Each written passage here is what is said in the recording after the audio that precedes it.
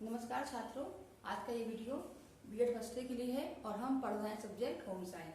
आज का हमारा टॉपिक है बच्चों कार्बोहाइड्रेट। तो आज हम कार्बोहाइड्रेट के बारे में जानेंगे कि कार्बोहाइड्रेट क्या है, किन चीज से मिलकर बना होता है और इसके कार्य क्या है। तो पहले स्टार्ट करते हैं हम कार्बोहाइड्रेट क्या चीज है। कार्बोहाइड्रेट भोजन एक आवश्यक है, मतलब कार्बोहाइड्रेट युक्त जो भोजन है वो हमारे लिए आवश्यक अंग है। इसमें कार्बन, हाइड्रोजन तथा ऑक्सीजन होता है। मतलब जो कार्बन हाइड्रोजन जो युक्त भोजन होता है उसमें क्या क्या पाया जाता है, कार्बन, हाइड्रोजन और ऑक्सीजन युक्त भोजन होता है। इनमें हाइड्रोजन और ऑक्सीजन का वही अनुपात होता है जैसे कि जल में, ठीक है। अर्थात यदि 2 भाग हाइड्रोजन है तो 1 भाग ऑक्सीजन का होता है। तो हम जो भी हम भोजन करते हैं कार्बोहाइड्रेट युक्त, उसमें क्या होता है, 1 भाग, अगर 2 भाग हाइड्रोजन है तो 1 भाग क्या होता है, उसमें ऑक्सीजन होता है। फिर बच्चों हम अब ये देखिए नेक्स्ट पॉइंट है, कार्बोहाइड्रेट 3 प्रकार का होता है।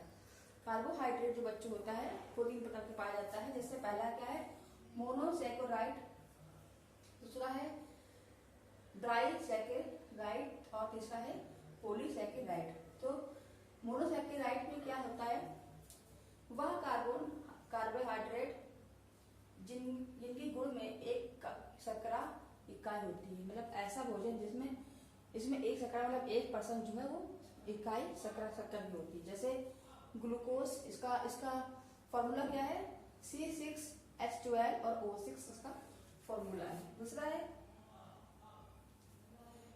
है फ्रुक्टोज का फॉर्मूला क्या है, COH12 O6 इत्यादि इसका फॉर्मूला होता है। तो जो लिखा हुआ है कि एक शर्करा इकाई मतलब जिसमें 1% शक्कर की मात्रा पाई जाती है वो ग्लूकोज और फ्राइक्टोज है। दूसरा क्या है, डाइसैकेराइड है ना, कार्बोहाइड्रेट्स।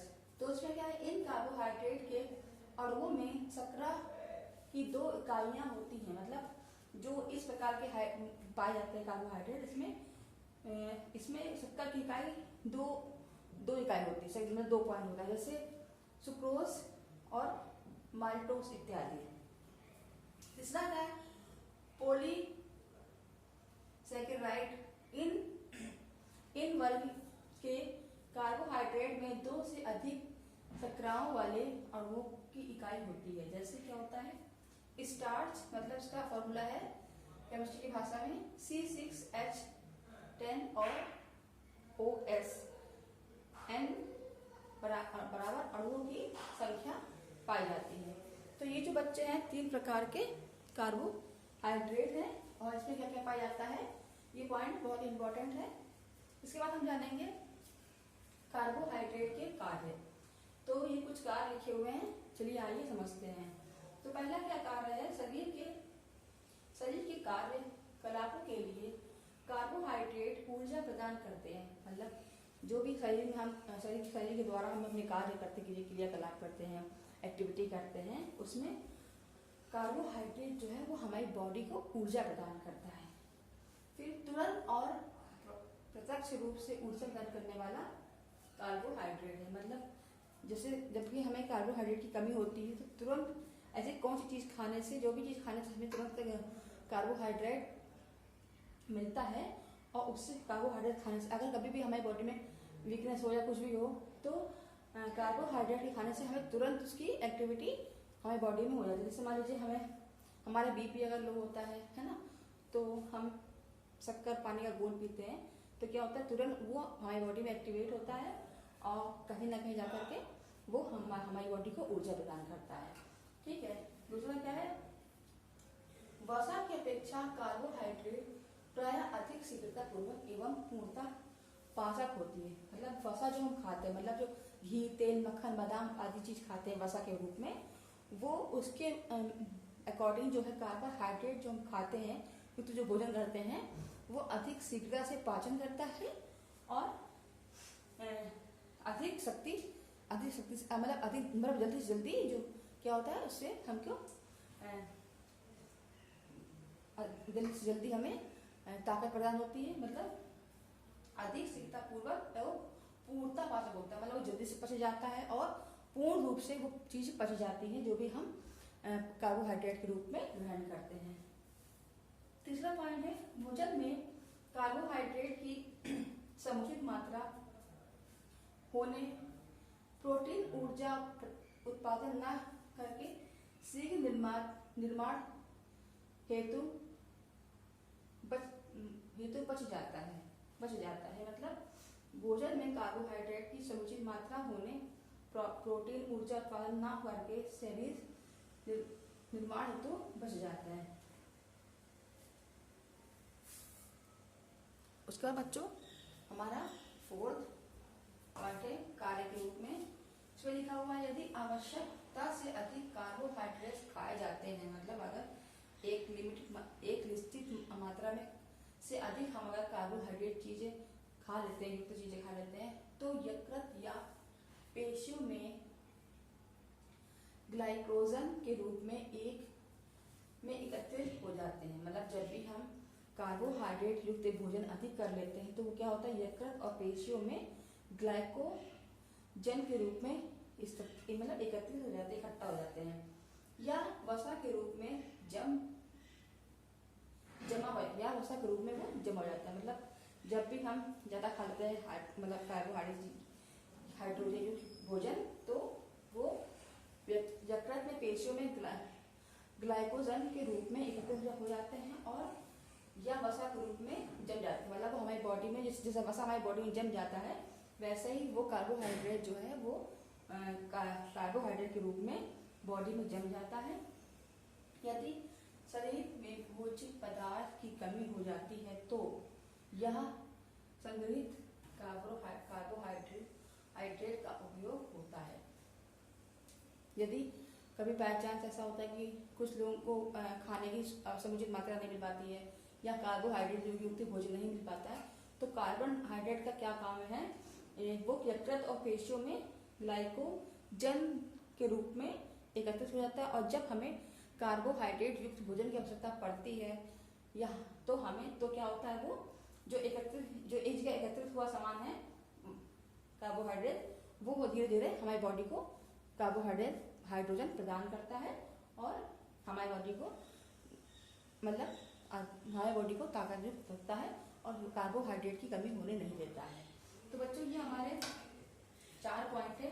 अब हम पढ़ेंगे कार्बोज प्राप्ति के साधन। बच्चों अब हम समझेंगे कि कार्बोज प्राप्ति के साधन के रूप में कौन कौन सी चीज हम उपयोग करते हैं। तो एक सिंपल भाषा में लिखा गया है, एक स्वस्थ पौध को अपने दैनिक आहार में 400 से 500 ग्राम कार्बोज की आवश्यकता होती है। मतलब नॉर्मल इंसान को जो बड़े उम्र का होता है उसको कम से कम एक दिन में 400 से 500 ग्राम तक का कार्बोज युक्त भोजन करना चाहिए। तो अब कौन कौन सी चीजें हैं जो हम कार्बोज की यूज में प्रयोग करते हैं, खाते हैं, अपना सेवन करते हैं। तो ये भोजन के नाम है। पहला शर्करा मतलब चीनी, गुड़, शहद, चावल, मैदा, गेहूं का आटा, सिंघाड़ा, केला, किशमिश, आम, खजूर, गाय का दूध और अंजीर। तो नाम के साथ साथ इसमें लिखा है प्रतिशत कार्बोज, मतलब किस चीज में कितना प्रतिशत कार्बोज पाया जाता है और कितनी कैलोरी पाई जाती है 100 ग्राम के ऊपर या अंदर। ठीक है, तो इसमें पहला है 99 शर्करा जो है वो 99.4 जो है परसेंटेज में शक्कर पाया जाता है। फिर कैलोरी में कितने पाई जाती है 398 में ग्राम पाई जाती है कैलोरी। फिर गुड़ है 75.0 और कैलोरी में है 380 ग्राम। शहद में 79.0 और कैलोरी में 355 ग्राम। चावल में है 78.0 और कैलोरी में है 348 ग्राम। मैदा में 71.0 और कैलोरी में है 345 ग्राम। फिर गेहूं के आटे में कितना पाया जाता है 70.0 और कैलोरी में है 346 ग्राम। सिंघाड़ा में है 69.0 और कैलोरी में ये कुछ भी नहीं पाया जाता है इसमें। फिर केला है 25.0 और कैलोरी में है 102 ग्राम पाया जाता है इसमें कैलोरी। किशमिश में कितना पाया जाता है? 77.0 कैलोरी में है। 332